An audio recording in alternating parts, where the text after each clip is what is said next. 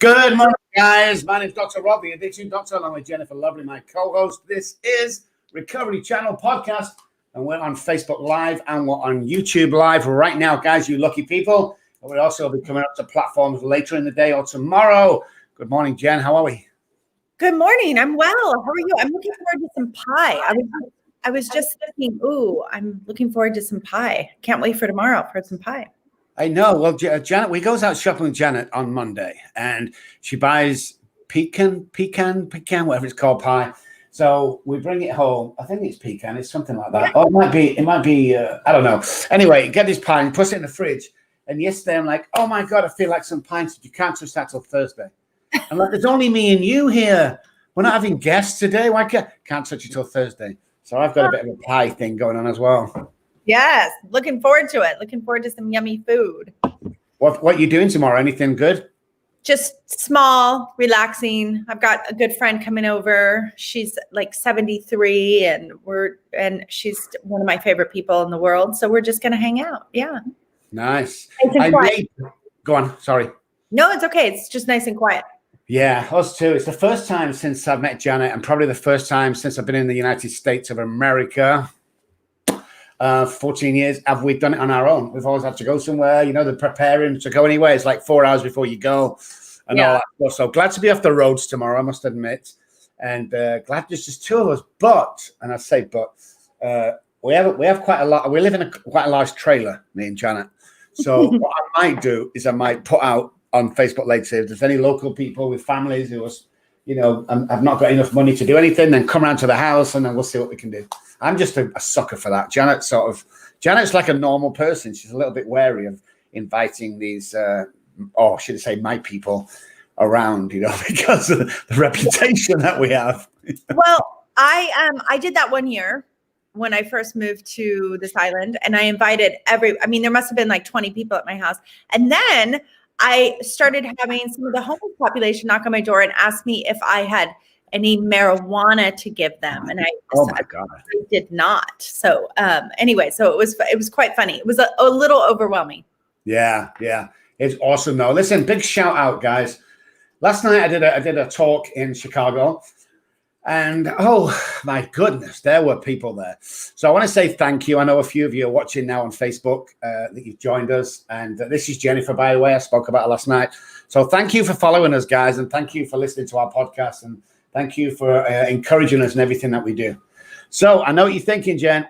Who's the guest today? Well, let me tell you, Jim Nixon. He's from he's got a policing background. Well, so have I, but not as intense as his. They fired me for being drunk, but we'll not go into that. He's got a great story and very diverse. We're talking about not only alcohol, drugs, but sex trafficking, which I know that we want to get into this morning. So this should be a good one, guys. So stick around for a few minutes. We're going to hit a quick break, and we'll be back with Jim Nixon, guys. Jim Nixon.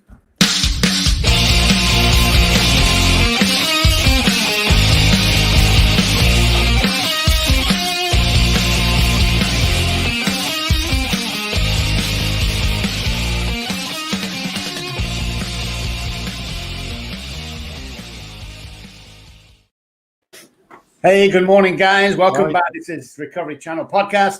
My name is Dr. Rob Kelly, the Addiction Doctor, along with Jennifer Lovely, my co-host.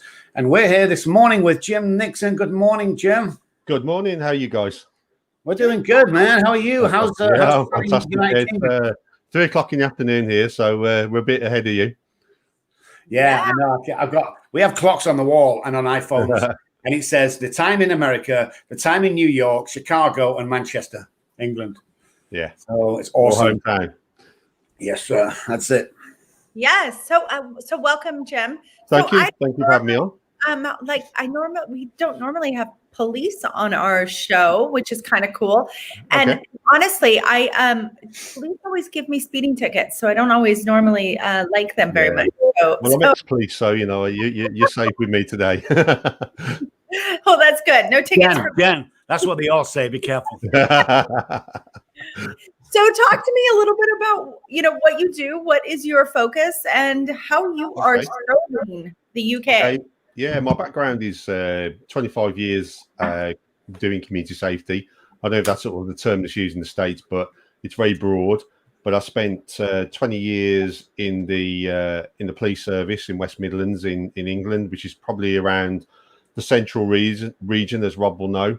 And during that time, I sort of specialised in community policing, going into areas that were quite deprived, quite hard to reach, and got pretty good really at sort of turning those areas around and getting them into sort of safe places. Not 100%, but certainly made some massive inroads. And some of that was obviously around some of the work we did around drugs and alcohol, really, in terms of trying to turn people's lives around. Which I think where sort of my story fits in here, really. I think I'm slightly got a sort of slightly different view, really, maybe to some cops, that I'm not the sort of guy that looks at sort of locking people up and throwing away the key. I try and see the good in everyone, really. I don't think there's that many bad people out there, and I think that everybody's got a story to tell, and everybody, deserves a second chance. And I'm working with quite a few people at the moment, that have been in bad places and they're doing well and they're coming through it, and I think with the right attitude and the right help, people can, do really well. And I think Rob's story is testament to that, really. I know that when we look at inner city problems, and we know most of it from all our experiences on here, and the people listening and watching today, is obviously drugs and alcohol in there. But when you go into such projects and areas and council estates, or whatever it may be, and nice estates, what joy do you get? I mean, what's the kind of end result? I know there isn't a definition of ending, but when you come to an agreement with yourself in your heart that goes, "Hey, I've made a difference here," what is that? Oh, do you know what, Rob? I was actually talking about this the other day on another show, and it gives you immense pleasure when you turn an area around. I've policed areas where they were classed as untouchable, and when you go in, and I was actually telling the story the other day where I took over an area as a sergeant, and I was literally told, you're not going to do any better than us guys. You're just going to go around in circles like we have, really. And it was like red rag to bull to me, in terms of I really wanted to prove those people wrong, but not just for me and my ego, but more for that community. And we tackled some really hard-reaching families, that were very ingrained in those areas. They took a strong hold on those areas for many, many years. And we turned it around, by lots of different interventions, lots of different ways. And I think what we were quite good at as a team, where we looked at things a lot broader. So, for example, we wouldn't just lock them up for criminal offences. We'd use like the civil injunction, which is a civil power, and we'd use that as well as the criminal matters to effectively ban these people from their home addresses. And then we clear the area up, really. And one of the other good things I think that we were very good at was, when we cleaned an area up, we went back in and we carried on and kept that momentum going, even though it was kind of a quiet period. We would keep it moving and keep going in there, because I think one of the dangers when you clean up an area is you move on to the next project. I think it's really important that you keep that focus, because if you don't, you will lose that area quite quickly again. Yeah. Wow, that's amazing. And it's so true. And I love that you take the time. You guys are taking the time to really go through the process and be, you're seeing them as human beings rather than as just, a problem. I wanted to ask you, how does the drug and sex trafficking relate, or does it in the UK? I think there's a big trade in the UK. I was just saying off air that one of the big problems that we've got in the UK at the moment is what we call county lines, which is where drug dealers will set up a market in sort of more rural towns and use young people to obviously, they're exploited to go and sell drugs. And I think the consequence of that is that, and what we're really concerned about, is that then young people are being taken through the criminal justice system in the UK, and they are they're exposed then to potentially quite serious criminal convictions. So I'm sort of trying to work with a number of people at the moment to look at that. I'm actually working who's coming on my podcast, which I'll mention later, but she a lady by the name of Dr. Grace Robinson, and she's actually working really hard to try and fight for these individual young people and trying to provide expert witness evidence in court to prove that these kids are being exploited. And it is something that we need to change, because what I don't want to see is young lives written off because drug dealers are exploiting them. So it is a big issue in the UK. And again, what we talked about, sexual exploitation, there's a lot of history and a lot of current issues in the UK where, young people are being exploited for obviously sexual reasons. And again, when you dig deep into the stories and the histories of these young people, there's always a story to tell, and there's always a history. And I don't want to write them off. They're not bad people. They're young people that need help and they need support.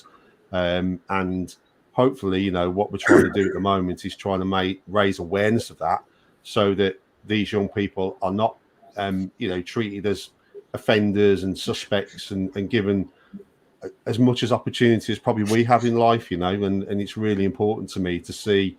I work on the success rate of 1, and I've always done that, and if you can save 1 life, then you're doing your job as far as I'm concerned, and that's the most important thing for me. That what the work we're doing, in the UK is, if we can save 1 or 2 lives, the more the merrier, but that gives me an immense feeling of pleasure.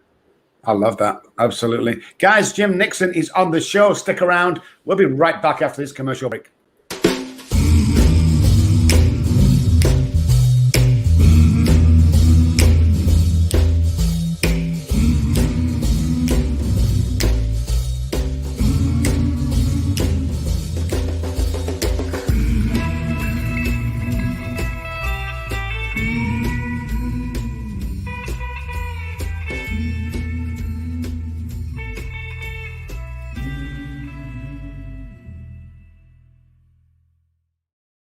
Welcome back, guys. This is the Recovery Channel podcast. My name is Dr. Rob Kelly, the addiction doctor, along with Jennifer Lovely. And we've got Jim Nixon on the show today.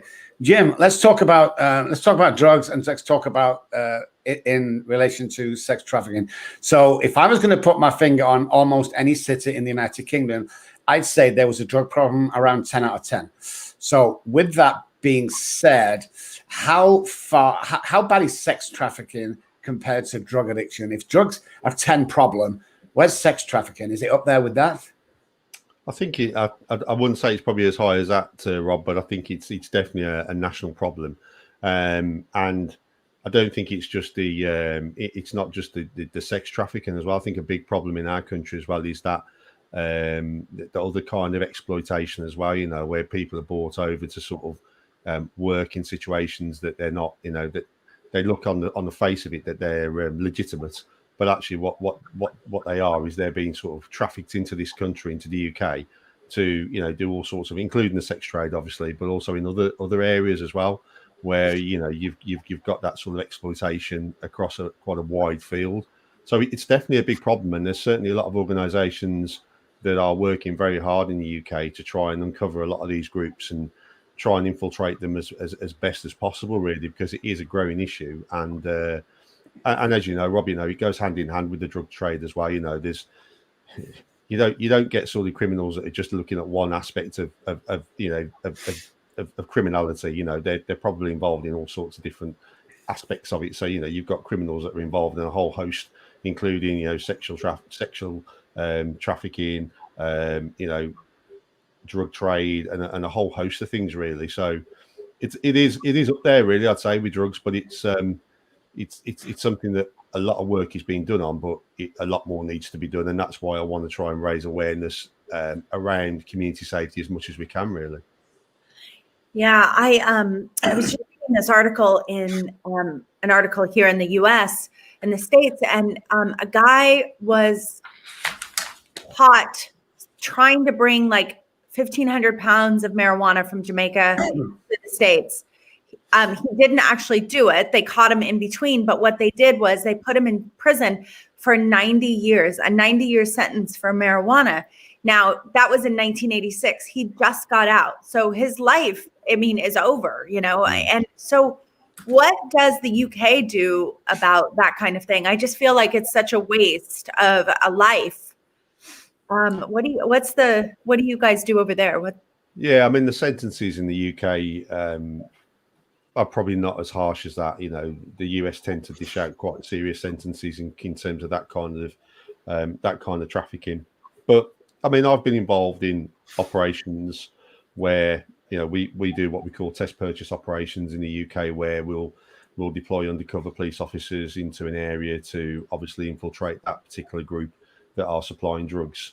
And generally, if you supply drugs to a police officer, you're probably going to be looking at a minimum 3-year sentence.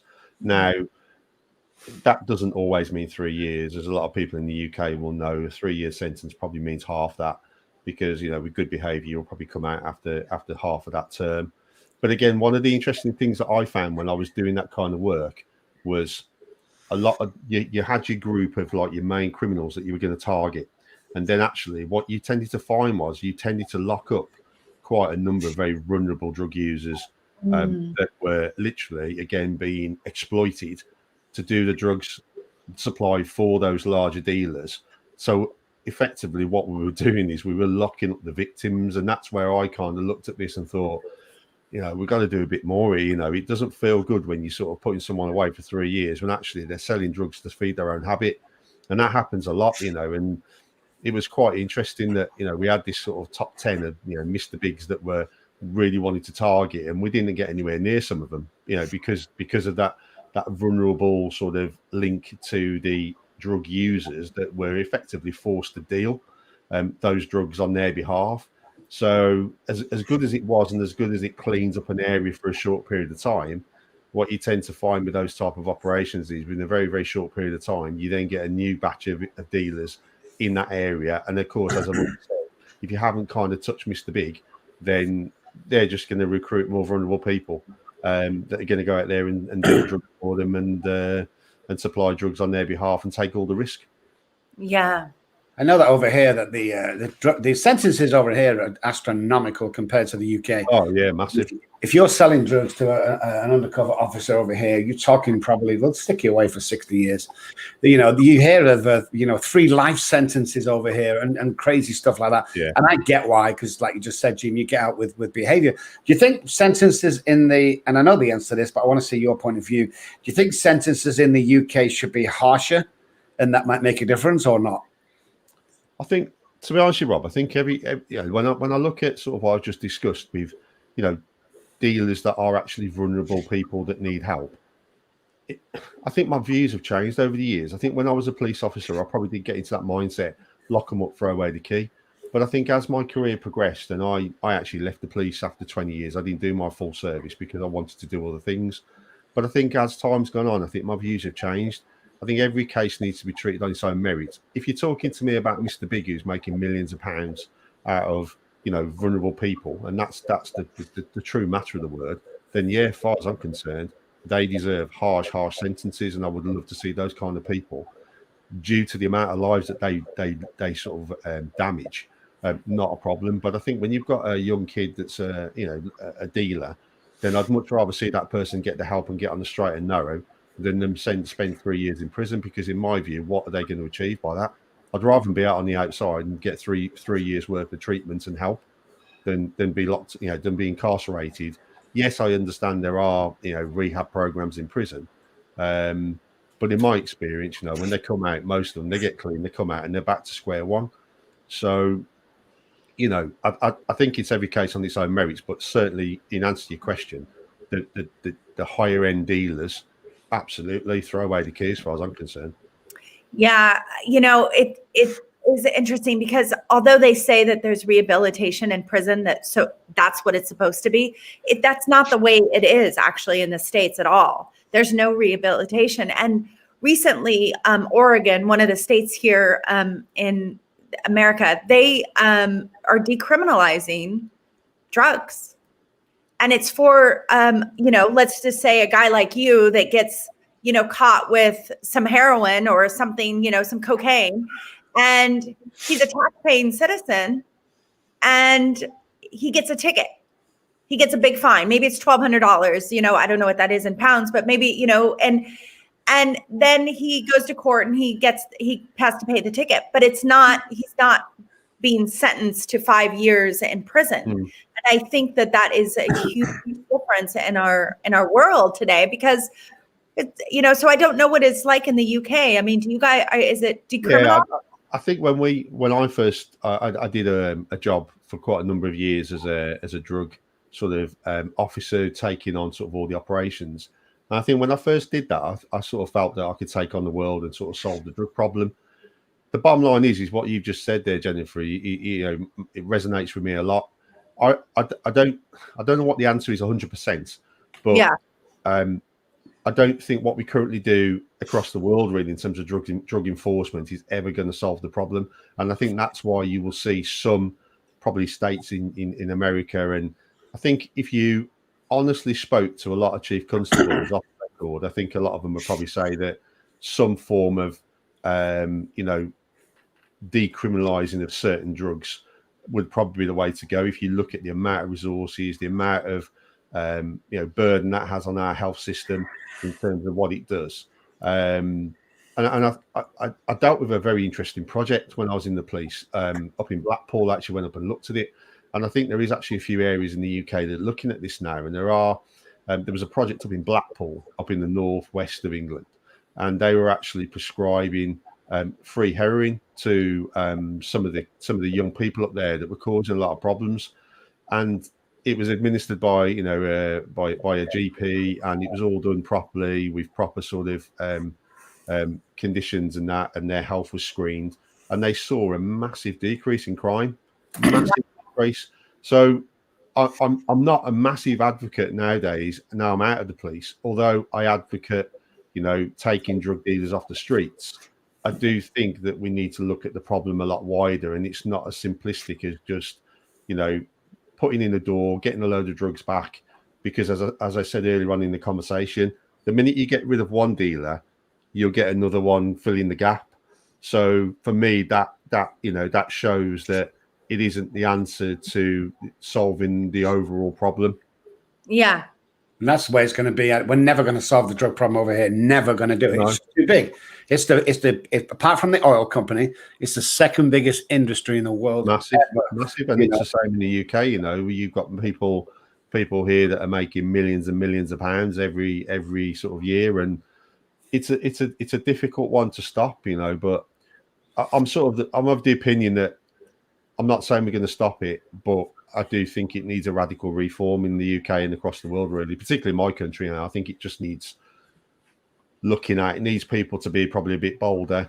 Whether they will or not, I don't know, but it does need that. It really does. It needs someone to stand up as an individual with a voice of many to say, hey, this is not being fixed. But the reason why they don't is nobody wants to take that risk out there in case it all goes to shit.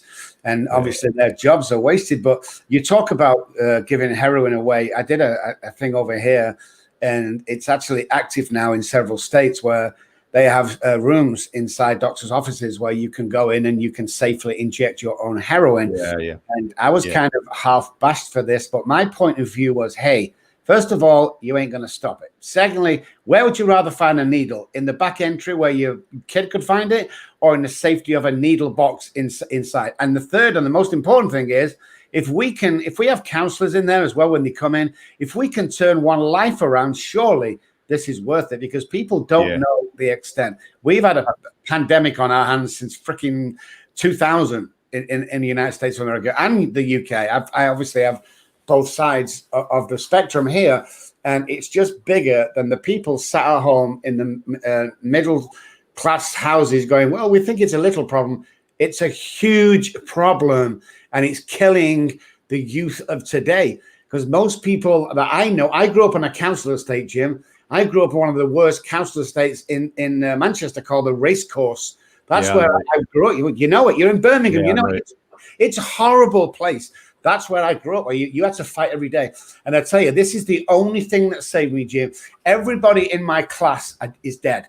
And everybody, and I don't mean one or two, I mean everybody, the whole 29 people in my class are now dead from heroin and drug overdoses. And the only reason that I didn't get into that, because I would have got into it because I was drinking heavily at the time, is I went down to Oxford to get educated.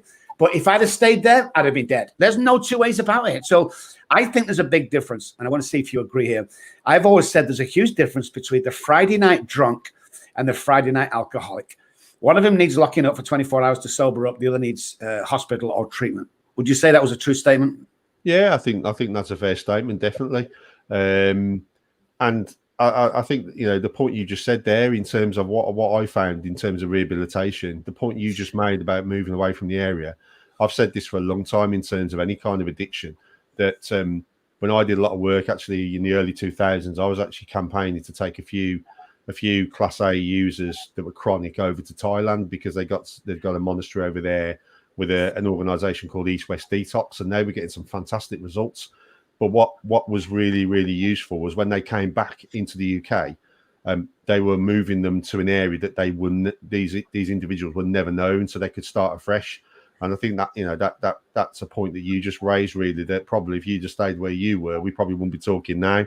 So I think it is really important that, you know, although you can get off drugs sort of physically, it's that after package, you know, that support package, and more importantly for me, the geographical location that you then end up in, to give yourself a chance to kind of break away from that sort of addiction. So I think it's really important.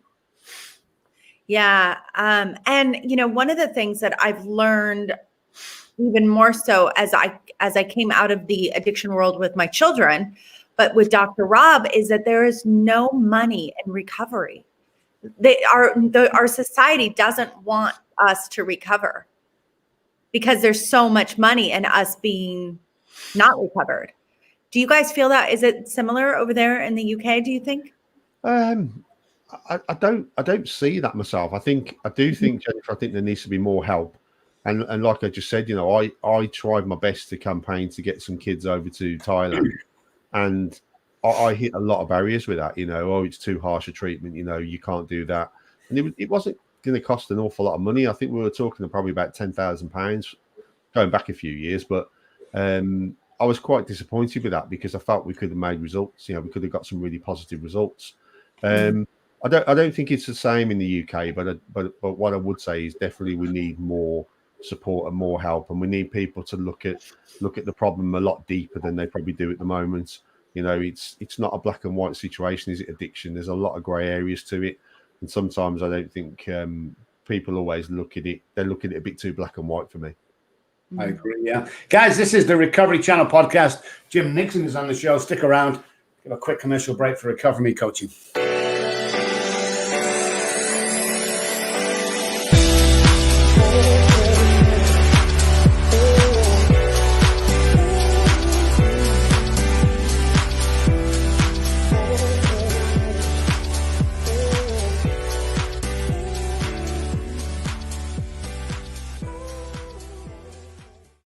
Hey guys, welcome back. Recovery Channel podcast. My name is Dr. Rob Kelly. It's Jennifer Lovely. My co-host Jim Nixon is our guest today. Police background and helping in the community today. Has a great podcast.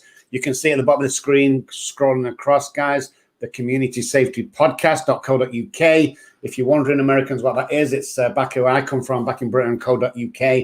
But listen, I want to ask you something, Edge, because this is the problem I have, and I love the United States of America. It's my home. It's where I belong today, and I love the UK. What I've seen in America is the pharmaceutical companies rule this country, rule it with a vengeance. And Jennifer just said there's no money in recovery. There isn't. Nobody wants to know. Nobody cares, because if the pharmaceutical companies cannot give you a pill, a tablet for your disease, then you don't want to know. And that's what happens over here. You have kids as early as 8 and 9 on Vyvanse and Adderall. Now, Vyvanse and Adderall is amphetamine salts. That's all it is. Look at the label. It's speed. You know, it's a lower class of heroin. It's a stimulant that attacks the central nervous system. Now, I listen to this, guys. I want to say something before you all start writing in and complaining. If you have ADHD and it has been professionally diagnosed as that, and let's put it this way, there's only 5% of the country in that bracket. So don't start flying off the handle, because there's only 5%. So stop taking your kids there because they can't concentrate properly. That's not what it is, because all they're doing is giving you speed. And they're wondering, right, in 20 years' time, why the whole world's going to be a mess is because the pharmaceutical companies are getting richer and richer every time you take the kids to a doctor. oh, I think he's got ADHD. You don't even know what that is. You know, do your research. Stop taking kids to doctors to get medicated. What that? I mean, I was never medicated till I came over here. I swear. And somebody put me on antidepressants. But I mean, but we don't see that in the UK, do we, Jim? Unless that's changed. When I was in the police, Rob, I saw a lot of kids that were allegedly diagnosed with ADHD. And I think, you know, in some cases there was medication involved in some of those cases. But if I'm being totally honest with you, one of the things that I felt that was the main root cause of it was bad parenting. You know, and it was, you know, I felt that parents kind of hid behind that, oh, you know, I can't control him and I can't do this. But what we found was actually if we work with that family and we put a bit of a support package in place and we work with the parents or the carers, whoever was looking after those kids, we started to see some really good results with the whole family. So I think sometimes parents are very quick to label children with that ADHD issue because, you know, it's a way of sort of copying out really in some ways from what, and you know, I can't say what it's like in the States, but that's certainly what I've seen. But yeah, you're right. I think there are a number of kids that are medicated as a result of it. But I just think there's different ways of dealing with it. And from my point of view, the root cause was parenting. Well, the root cause is like some kind of trauma. But so my youngest son was on Adderall, and it made a huge difference. But he also turned out to be a meth addict, right? And so I'll never forget having police come to my house and say, "Your kid is going to be in jail," and I'd be like, "No." Oh yeah, your kid's going to be in jail. Well, he was in jail.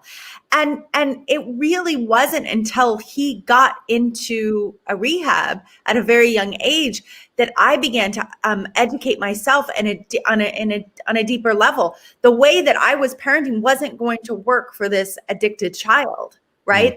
The brain that was confused or traumatized, it wasn't going to work. And it wasn't until I understood that I began to open up my eyes to a whole new world, which is why I love doing the family work, because it's everything. That's a cause of everything. So how do you, the community safety, Jim, how do you support parents in getting that help to understand what is going on with their children? Or do you? I mean, what I certainly did was we worked with the family, and we would put them on sort of parenting courses and work with them and try and get them to understand. And I'm not saying, Jennifer, that, you know, some of the kids, you know, they did have genuine problems and they needed help. Yeah. And don't get me wrong, I'm not saying that. What I'm saying is in some cases, we felt that it was down to that sort of poor parenting because, you know, they weren't looking after their kids properly.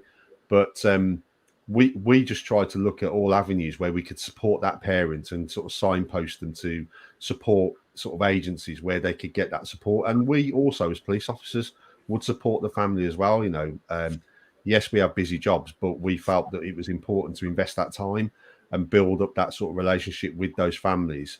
And again, what we found was that we were working with about 50 kids that were all sort of, you know, got those kind of sort of ADHD kind of, you know, and sort of anger issues. And we never took one of them to enforcement, you know, in terms of taking them through the court system and getting sort of civil orders on them, because we were able to sort of, you know, help with that rehabilitation and make sure that they got the appropriate help that they needed.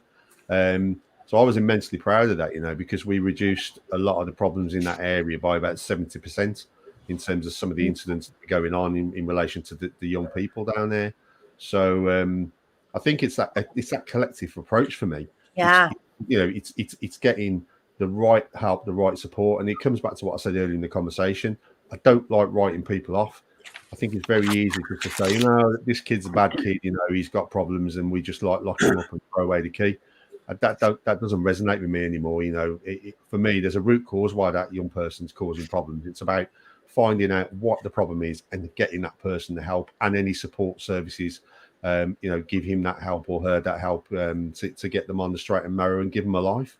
Yeah. And what people don't realize is the game's changed over the last 30 and 40 years. It's changed to when, you know, I was a kid and you was classed as a bad kid, to today where there's so many temptations, there's so many things to do. I mean, I was in the music industry for a while, and, you know, when I was playing in certain studios and bands, you know, if you didn't take a drug or a drink, you know, you weren't trusted, you know, so you had to get in that. and do that kind of thing. So it's, I feel sorry for the kids today because you've got that many temptations. And if the drug dealers aren't teasing them out with the Mercedes and the Porsches they're driving, the pharmaceutical companies are putting a badge on it and going, here you go, take some of this, you'll be okay. So, I mean, I do feel sorry for him, but I do think somewhere along the line, there's a happy medium. And I think that happy medium is education. And in today's society, as I stand today, I say it's education to the parents. Because, hey, if you're over the age of 30 and 40, there's not much we can do with your brain. But if you're 9, 14, 15, even 18, 19, we can retrain that brain to look at what you do in life and look at the drugs that can affect your life. Because, like you said before, Jim, I am living proof that if I had stayed where I was born and grew up, I would be dead by now. I went home to visit about a year ago, and we drove through that estate, and it was nothing like when I was, because when we first went, it was brand new, but it was dangerous to drive through that estate. And I saw a few people that I recognized, but wouldn't dare stop. But it's just the way society is. And the reason why I said all that is, in your opinion, looking back on your career, Jim, what was the best result you ever had? Where you could take home, put your head on the pillow and go, wow, I made a difference today. I think, Rob, it was when I went into an estate, and I saved some of those kids really from sort of going into the criminal justice system, and giving them sort of opportunities. One of the things we did when we were working in quite a hard to reach area was we set up a radio project. And we engaged. We hadn't got a clue of how to set up a radio project. Me and another officer, we started it from scratch, and we got those kids off the street. And actually, what we said to the kids was, "What do you want to do? What do you want?" And they were saying, "Oh, we want to do music. We want to do radio." So we set up this project, and we were doing it in our spare time. We were literally finishing work and doing it in the evening, and bringing all these kids in. And in the end, we were sort of training about 100 kids a week, and turning over about £300,000 a year, I think, in the end. That was all going back into the project. And also we gave the kids an opportunity to go live in their own community for a week. And it just took the kids off the street, and it taught them how to work together. There was a lot of different backgrounds, cultures in that particular area. We had a lot of asylum seeker children that had come over in the early 2000s.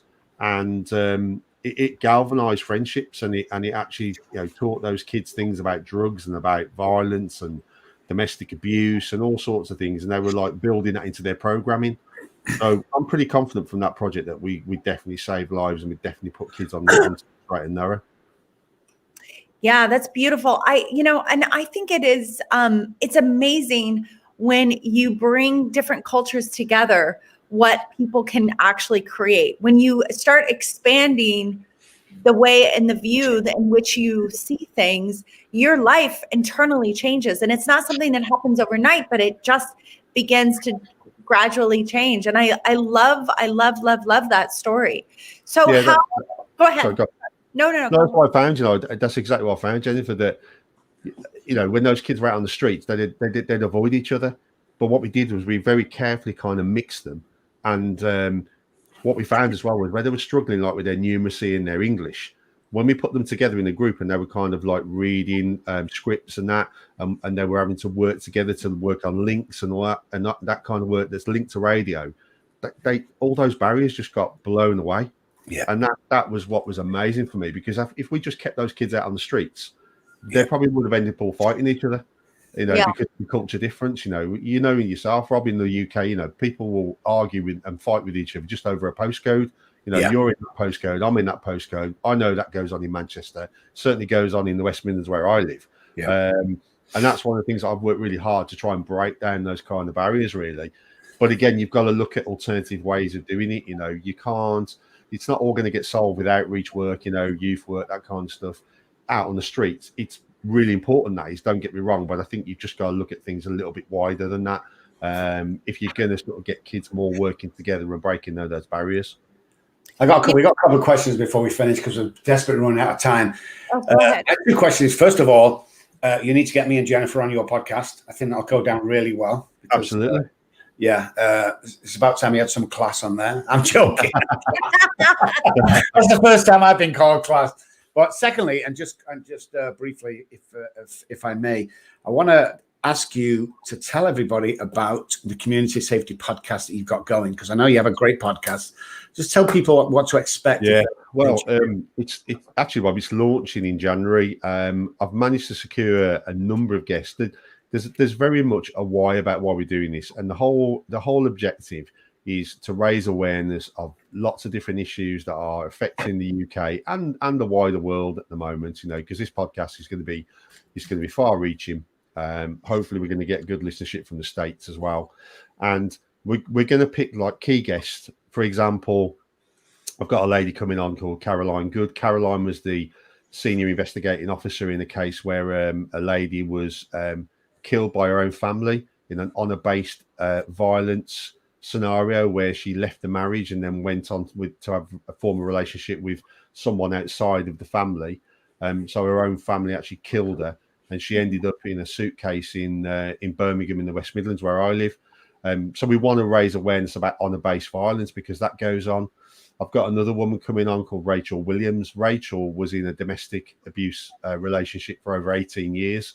When she finally plucked up the courage to leave her partner, he found her at her place of work and shot her. Luckily, she survived. 6 weeks later, her own 16-year-old son went into the woods and hung himself.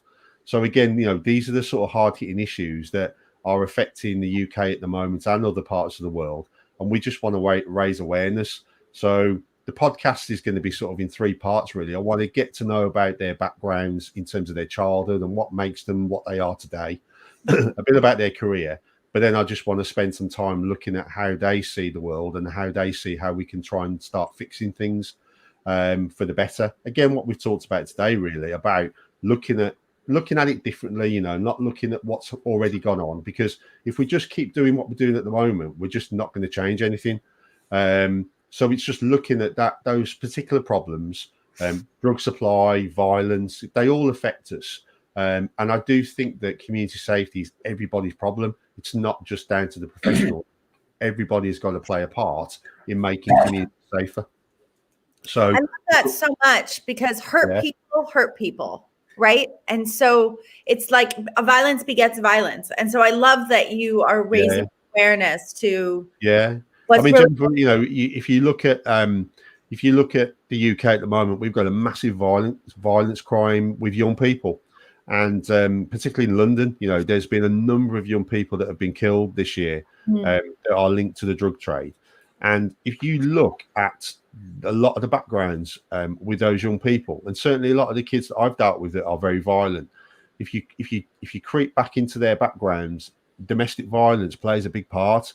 When these kids, Rob always mentioned about, being able to retrain the brain. If you look at a lot of these kids when they were kind of, growing up their formative years, all they were seeing on a daily basis with, parents fighting, one parent being beaten on a regular basis, kids witnessing that has a massive effect, over a number of years. And if you don't fix that problem early on, which is another reason why we want to try and get into young kids a lot earlier, and try and help them sort of understand, some of the issues at a much younger age and identify those issues, then we're going to keep seeing this violence and it's just going to get worse. So again, we've got to look at different ways of how we can solve these problems, and it's got to be a collective, massive partnership approach for me.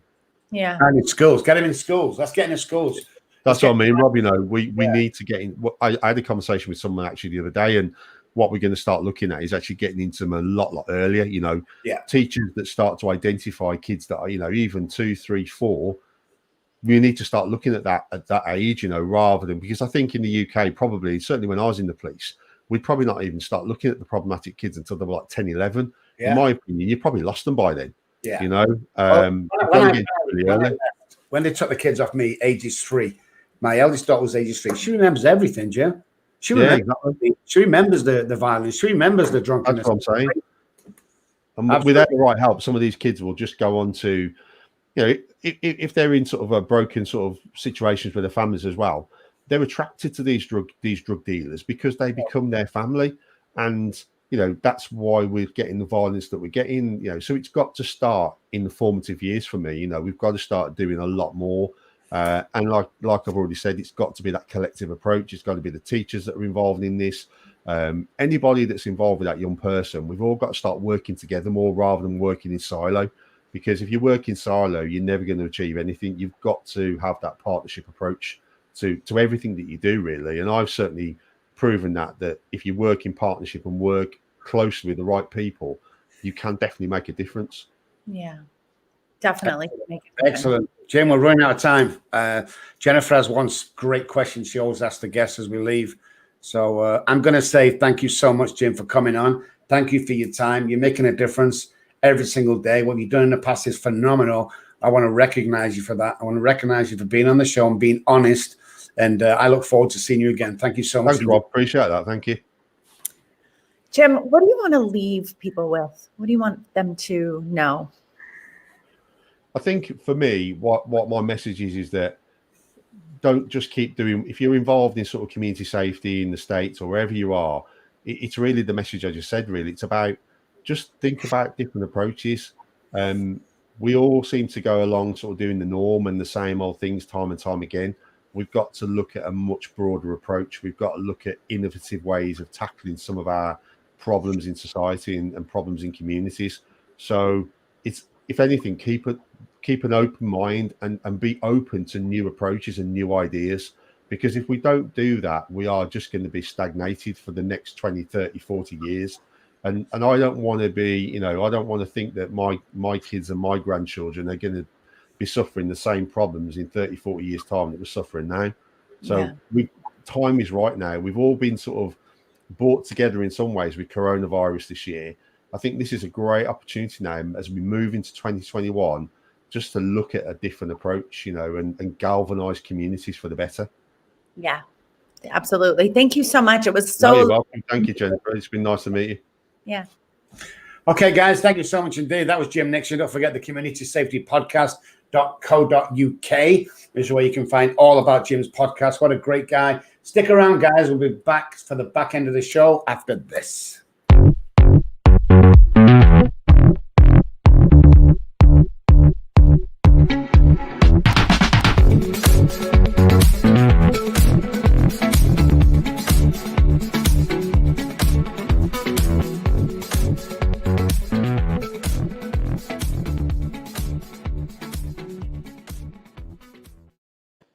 Hey guys, welcome back. It was a great show. This is Recovery Channel Podcast. Jennifer Lovely and myself on with Jim Nixon. Wow, what a great guy, making a difference. That's what I'm talking about.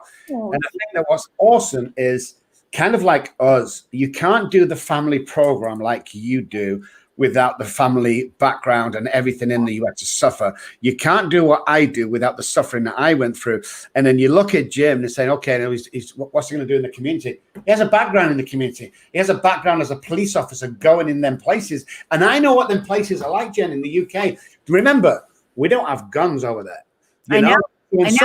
I remember trying to walk into one road in Sale Moor, Greater Manchester, was a no-go. Trying to walk, and he was literally a no. And what can't we do? No, that was it. So to walk into them areas and to make a difference is absolutely phenomenal. He's my kind of guy. Excuse me. I think it's fascinating that there's no guns, but you guys stab each other over there. Yeah, well, there are guns. There are a lot of stuff you can buy on the black market nowadays. Not so much in my day. I remember, a group in Manchester called Equality Street Gang. And they were naughty boys. I was kind of in my younger day. I was kind of not associated with them because Jim's still listening. But I kind of knew that. Yeah, but they could get guns and everything. They were crazy. But yeah, I think it's still the respect for the police. But we used to have tag teams back in the day, but now they have obviously armed response today, I believe. Good friend of mine was armed response back in Manchester. Steve Quain, if you're listening, nice to see you, Steve. I know you're retired now. He's a good man. It's fascinating, and it's really fascinating the differences, from countries of what we, the States has created such harsh rules, and yet there's some rules that are harsher, I'm sure, over in the UK. But it is fascinating the difference between the two. And everything that revolves around the law, because in the UK, if you get pulled up by the police, if you get pulled over in a car, the car will go in front of you, the police car, and he will stop you. He'll put lights on, or we used to have stop at one in my day, and he used to stop. Then the person, say me, I'd get out of the car and I'd walk up to the police officer, and he'd get out of his car, we'd meet in between. And, you know, so the first time I was pulled over here, I got out of the car and I had a gun drawn on me saying, get back in the car. It's like, holy crap. The police always come behind you in the US, so that they've got some protection when you get out. So, yeah, the laws are quite different. I had to learn the hard way, unfortunately, but. Yeah, no, it's fascinating. But what I love is that in the end, we're all the same in that we're focused on creating, how can we create a better society for our communities and really get the people that need help, you know? That's the main thing. That's what I like about this show. Hard-hitting questions, getting to the point. The listeners are growing every single week we go on air, and constant listenership today, right throughout the show, where you could see it fluctuate. It's pretty steady today. So interesting topic, interesting show. So guys, if you're listening out there, I want to thank you so much for joining the show. This is the Recovery Channel podcast. We're on a couple of times a week. We're going to get regular next week, Monday and Friday, I believe. But if you watch my Facebook page or Jennifer's Facebook page, if you follow me, click on my friends, you'll see Jennifer, follow her as well, and vice versa. We're starting a movement. You need to be involved with this, guys, because by the time we get to a certain amount of listenership, you know, you might be too late to join us. So it's the place you need to be twice a week, listening to the hard stories, the hard facts. So for me, guys, from the Addiction Doctor on Recovery Channel podcast, I want to say thank you, and I'll see you in 2 or 3 days' time. Yes, and I will see you too. And happy Thanksgiving. We have a lot to be grateful for, even though it may seem like we don't, considering this year has been a little bit of a shit show, to say the least.